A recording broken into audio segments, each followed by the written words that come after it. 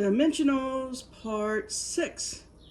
All right, so our Creator, like I talked about, wrapped us up in a turbulent cloak of entropy, our physical universe. But it wasn't to torment us, it was to protect us and serve our eternal interests at the expense of temporary comfort.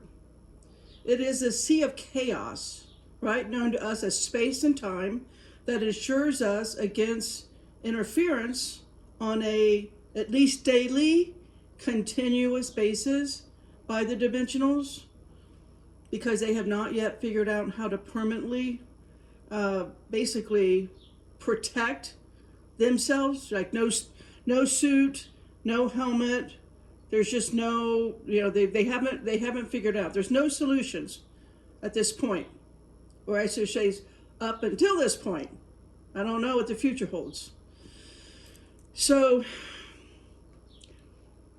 again, without protection of being long-term in our third dimension, without suffering the ravages of time and space, for the destruction, for us, the destruction upon our biological suit only inches us closer to a cosmic graduation. And, of course, that glorious reunion with unconditional love. Before our true spiritual self receives a much grander and more, exotic, wonderful, amazing assignment in the multiverse, these dimensional races that lack the connection to our Creator because they rejected it, or because they were made by other races, simply never had one. So the only thing they're facing, the only thing their future holds, is an abyss of nothingness. So they wish to attach to you and I, Betsy, because we are eternal beings. We've already had that connection to our Creator before the foundation of the world. So there are many methods that can be used to assist the attachments, right? We already talked about abduction. Did I tell you about the implantation, the mutilation, the intimacy, the familiar contact? They have a lot of tools, And if they can accomplish an attachment, it guarantees that the host, this is in their minds, and I don't know this to be true. I'm just telling you what their mind said. I'm telling you what their playbook is, just from the thousands of hours I've been with them. They think that it guarantees that the host, you and me, must take them back to Creator Source, right?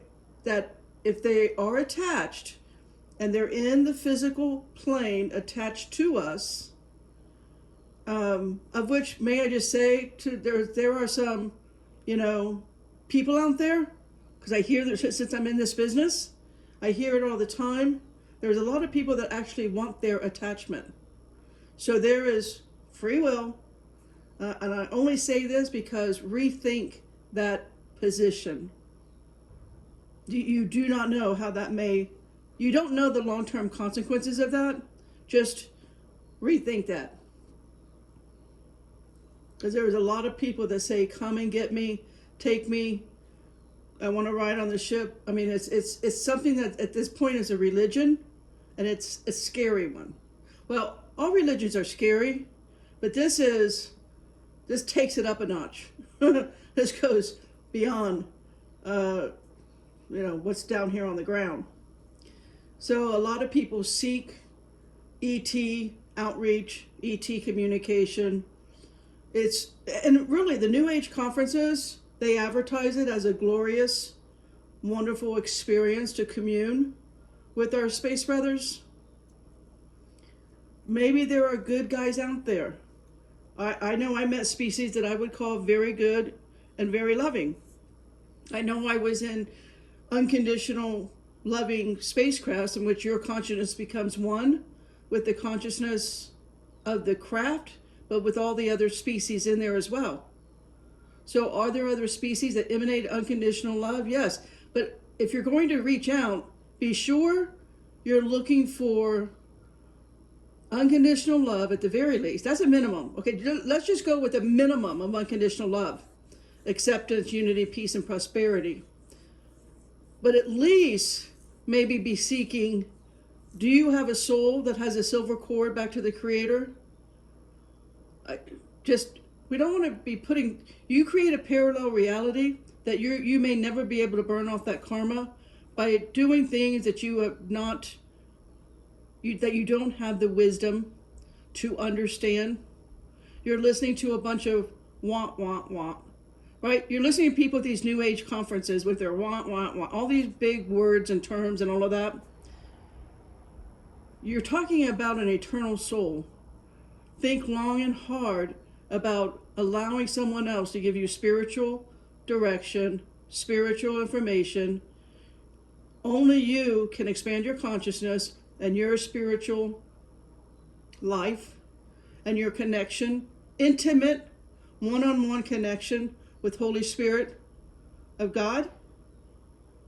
Don't let another human do that for you. That was just my little rant. Moving on. All right, so the alien life visiting our planet, the dimensionals, and be sure to call them that. They are dimensionals. They're not extraterrestrials. They're not physical beings from our time and space. They're not from other planets. They are supernatural. And it's important that you keep remembering that. Because all the people in the world of the paranormal have repeatedly come to the same conclusion. And they usually call them inter or hyper or extra, some word in front of the word dimensional. Again, earlier, I think I talked about Dr. Jack Vallée stated that unidentified flying objects, so the original term UFO today, most people call it UAP. Vallée and related events involved visitations from other realities. That's how he termed it in his work and his writings. So he understood that they coexist separately alongside our own. Fast forward to Brad Steiger, who wrote a lot. I read his work back in the 90s when I was very heavily involved. I mean, like every other day, every other night I was taken. So I was reading his work. And I recall that Brad Steiger wrote that we are dealing with a multi-dimensional, that's what he called it. So they could go into many dimensions. Back in the 90s, I don't know that we had any idea how many dimensions there are. I don't know that we have an idea today how many dimensions there are. There's only, a hypothesis. No one really knows because no one's really traveling them. As physical people with souls, we're not traveling them. Now, I've been in parallel realities. That's true. Is that another dimension? Everybody's got their own definition on that. So anyways, back to Brad Steiger. He wrote about this, he called it a paraphysical phenomenon. So other paranormal thinkers, like I've been in the world of paranormal supernatural my whole life. So that's when I'm reading stuff for fun and not for study purposes, which back in the 90s that was the case. John Ankerberg and John Weldon, they were calling them extra-dimensional, that the extra-dimensional explanation of UFOs was a spirit phenomenon. They wrote that UFO phenomenon simply does not behave like extraterrestrial visitors. Why would so many great alternative thinkers come to that same conclusion? If you think about it, right? What would true extraterrestrials who just traveled across our physical universe into our galaxy, what would they do once they got here? I mean, just think about it. They have traveled enormous distance that's taken an enormous amount of energy, time, effort to travel in the physical dimension, our dimension of time and space, across who knows how many numerous galaxies. Wouldn't they, upon arrival, go directly to the center of power, whatever they determine that to be? And wouldn't they say, famous line, take me to your leader, right? Every little kid knows that. Wouldn't they want to visit the Earth? Wouldn't they see this incredible blue rock that seems to be teeming with life? So, anyways, that makes sense to me. What do you guys think? But instead of open, continuous contact, we've only seen this stealth-like, covert, here again, gone again behavior in which craft just disappear or they fade in and fade out. I've seen that a lot when I was doing UFO tours. Literally, they just come in like it's a, what would I call it? Maybe a wormhole, maybe a stargate, maybe a portal, where it's a faint light and it continues to grow brighter and brighter, and then it'll move around a little bit, or it'll just kind of hang out and observe us, and then just kind of dim back down. I don't know if that's a cloaking thing, if it's a portal thing, but I'm just saying they can appear. I don't know. I bet I've witnessed as a UFO tour operator probably 50 different ways that they can come into our dimension. I'm not going to name all 50, but soon it's going to be just like this year has started. I think we're just going to see an uptick, an increase on these sightings, daytime and nighttime. So again, as of today, what do? They abduct and return people, of which the people really can't reveal very much. They never tell too much. They only know their fear and their trauma, but they don't know much else. It's like the Men in Black thing. There's a mind swipe. They alter you. I should say, when you're with them, you're altered, so your left brain cannot make sense of what's going on. You can't formulate words. You can't think in a linear fashion. They put you in some part of your right brain that 99.9% of the people that are abducted don't know how to function in the right brain. That's why I was a recruit, because I could. They could do to me what they were doing to everybody else that was passed out on a steel table, but I could walk around the ship and I could get things done because I function in the right brain, and I'm telepathic, so I can communicate with all of the different species that were on board. Telepathy is one language. You don't speak in telepathy Chinese or Italian or French or Spanish. That's not how that works. It's a one language thing.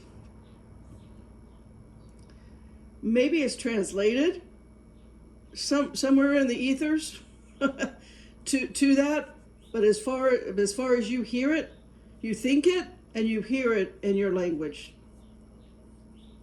There's no interpretation needed.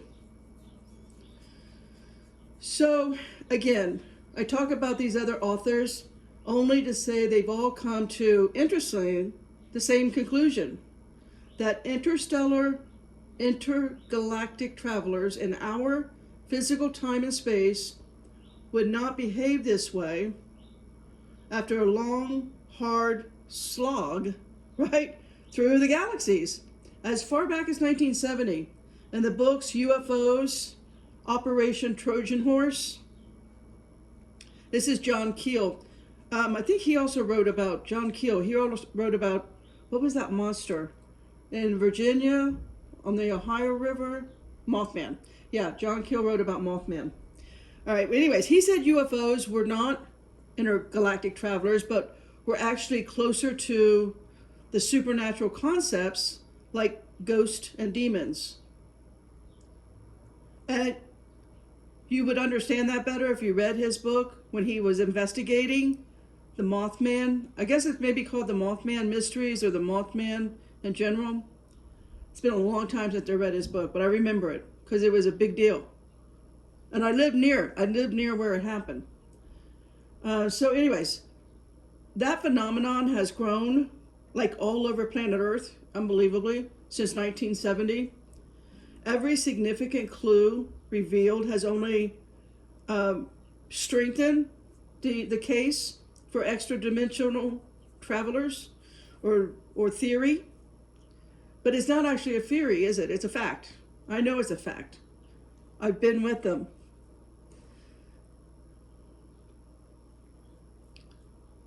And why do I say the facts? Well, evidence and clues that we can connect all come to the same conclusion, right? People with an open mind, investigators, they do not wait to be backed up by the mob in order to say the truth. They come to the same conclusions by a consensus. So again, EPIC, remember EPIC, Elite Powers in Control?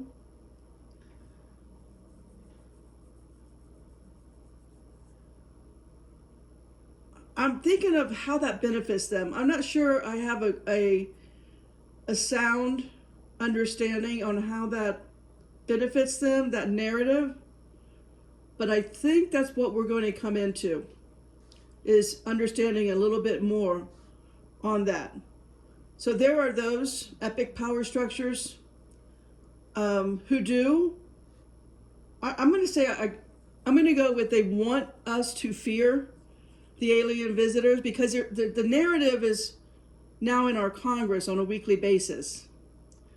And if you listen to their narrative with non-human intelligence, it's like, well, we don't really know what to do with non-human intelligence, do we? We don't really know what to do with craft that we have no idea how they defy our physics of time and space, our laws of physics.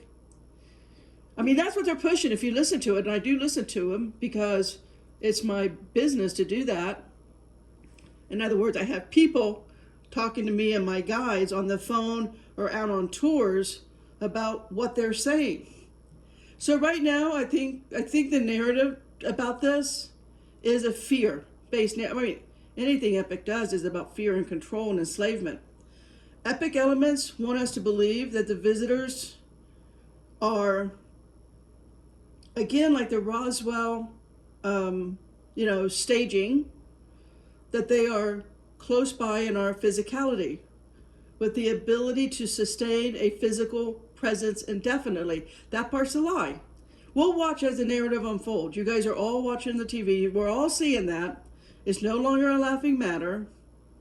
But I can use common sense and try and see how they're going to roll this out.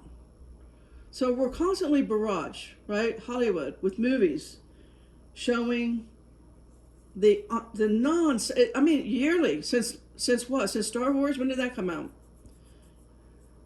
But they always make it that they're physically present, long-term alien visitors, right? Coming in for a long amount of time, laying war, right? Remember, what was Tom Cruise's movie? End of the World? No, it's not End of the World. War of the Worlds. Is that right? Anyways, what is it showing? Destroying our cities with these super mega weapons, whatever they are. But then there's another narrative that's also unfolding. I mean, the only reason to create a narrative is follow the money. These narratives attract like-minded people that pay big money to go to their conferences, their workshops, just to, stream their podcasts or platforms, what have you. So on the other hand, the narrative being put out there by some very famous people right now. I'm not going to say any names. They want us to consider that these dimensionals, these visitors, that's what they'll call them, V for visitors, that they're our best friends, that maybe they're our progenitors, right? Maybe they're our grandparents. Maybe even calling them the saviors of humanity. Since Jesus' second coming already happened in 70 AD, that the church narrative is going to have to remain the same, right? Can't let the church go poor. Got to keep them propped up and rich. But again, the good narrative about them being, they also want us to believe, because they will appear in short spats of time. When they finally start giving a press release, right? It'll be like a 5-minute thing, most likely. But they want us to believe that they are physical in our time and space. So the religious doctrine of ET imminency continues to be fully embraced, that the ETs could set down on the White House lawn at any moment and begin handing out cancer cures and genetic recoding, give us some type of little pill, right, from their evolved, spacefaring, perfectly unflawed bodies. So the doctrine is going to keep the believing population in fascination with the alien visitors. This doctrine would be useless, invalid, if humanity began to comprehend the doctrine of the dimensional alien life. Even those old world scientific materialists who do not believe in the truth of non-terrestrial visitors at all are delighted that as we were indoctrinated by the Roswell crash, the mainstream has bought fully into the fantasy that we must prove these things on the purely physical plane. So for those invested in the current ET paradigm, they will do anything to keep people believing that the visitors are from our dimension, right? Our time and space. But again, it doesn't end. It just keeps coming back to us.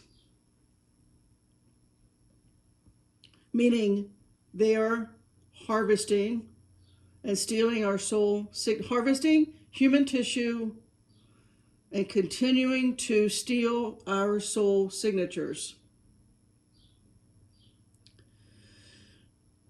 So it follows that there is no complex biological life similar to ourselves outside of the earth, at least on this physical plane of existence, and that our earth is the sole origination point, entry point, and transit point for all biological dimensional life in our physical universe.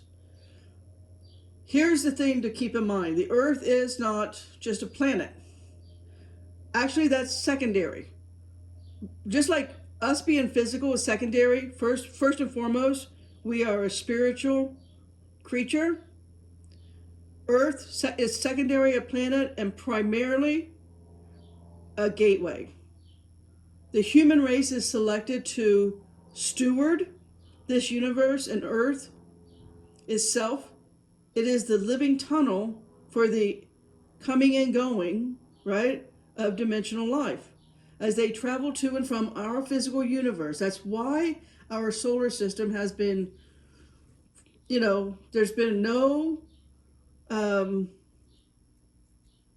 it's why we've been teeming with extra dimensional life in the unrecorded hidden history of the past. I did a video series, and right now I don't remember what it's called, but I talked about in BC times of Alexander the Great and Napoleon and even I think Cyrus the Great, how all of them had encounters that helped at times and didn't help at other times with these dimensionals. In other words, they've been around forever. If you look, I read a lot of Egyptian stuff. I read the oldest books that I can find. I would rather not read anything that was written in the last 2,000 years that doesn't have much benefit. But if you go back 2,500 years and read the works that was done 2,500 years ago and beyond that, there's where you get some wisdom. We let go of a bunch of words that have no meaning, the want, want, want. We let go of that, and there's real wisdom. Right now I'm reading a lot of books written in Egypt thousands of years ago. Anyway, back to my script. Because these dimensional, I guess I would say a lot of it's hidden from the past.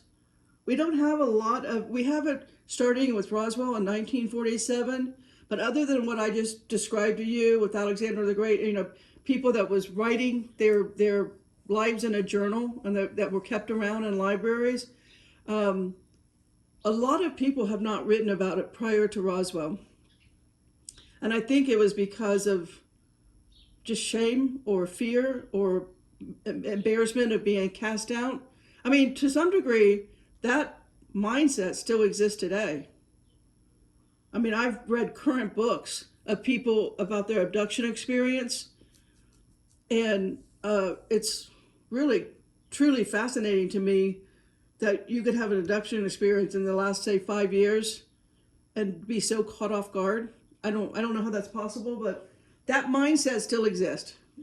I just listened to one of that, about 5 minutes of their story not too long ago. Anyway, so whether they come from Earth or through it as a gateway, this would explain, which is I think going to become now part of our narrative, the alien built structures on the moon, structures on Mars, and I believe we're going to find other structures on other planets, of which no longer seem active. Planets that would,